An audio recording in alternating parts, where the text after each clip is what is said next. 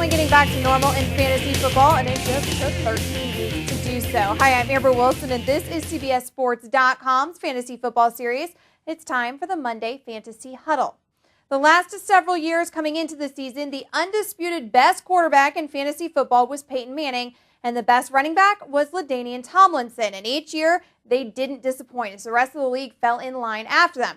Well, not so much in 2007. Peyton struggled a little without Marvin Harrison, and LT has had trouble getting it going against the better defenses in the league.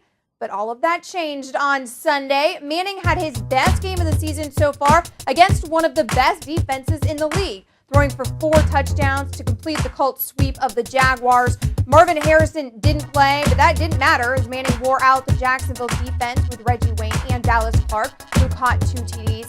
Since throwing for 7 picks in weeks 10 and 11, Manning's rebounded with 7 TDs in weeks 12 and 13. And in Kansas City, it was LT's day as he totaled for almost 200 yards rushing and receiving and crossed the goal line twice.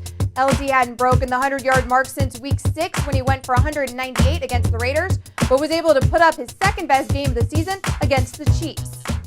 And we welcome into the show senior fantasy football writer Jamey Eisenberg. So Jamey, it's starting to look a lot like 2006. We're returning to some normality. Peyton LT, we're making a big splash again. Yeah, it couldn't have happened at a better time, Amber, because this is the fantasy playoff time. And this is when you want to see your stars play like stars. And so we're getting LT, North Turner finally realizing, hey, I have a good running back there. Let's hand him the ball 20-plus times and see what he can do. So, I think you're going to see that going forward. Great matchups for him the rest of the season. And then Peyton Manning, obviously he struggled recently without Marvin Harrison, had a rough November, only 6 touchdowns, 9 interceptions.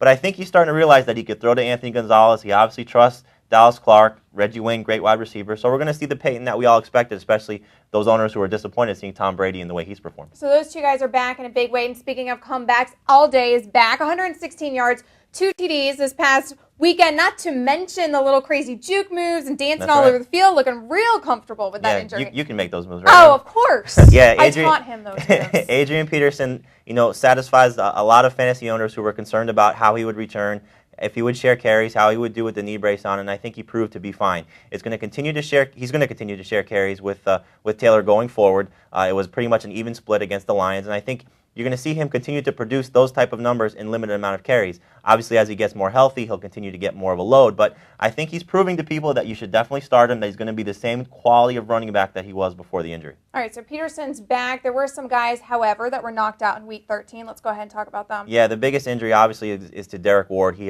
suffered a broken leg. May not miss the entire season for the Giants, may come back for the playoffs, but not going to really help you for your fantasy league. So it looks like Brandon Jacobs with his hamstring injury will return, and Reuben Jones will still be there for the Giants, so that's their running back situation. A couple of receiver injuries. Roy Williams left the game with a knee injury against Minnesota, had a big game. His status is sort of unknown. Anquan Bolden dislocated his toe, which has got to be pretty painful, but he's probably going to may or may not miss this week. Larry Fitzgerald also was out with a groin injury, so Brian Johnson now becomes possibly the #1 option there. A couple of quarterback situations. Matt Schaub dislocated his shoulder.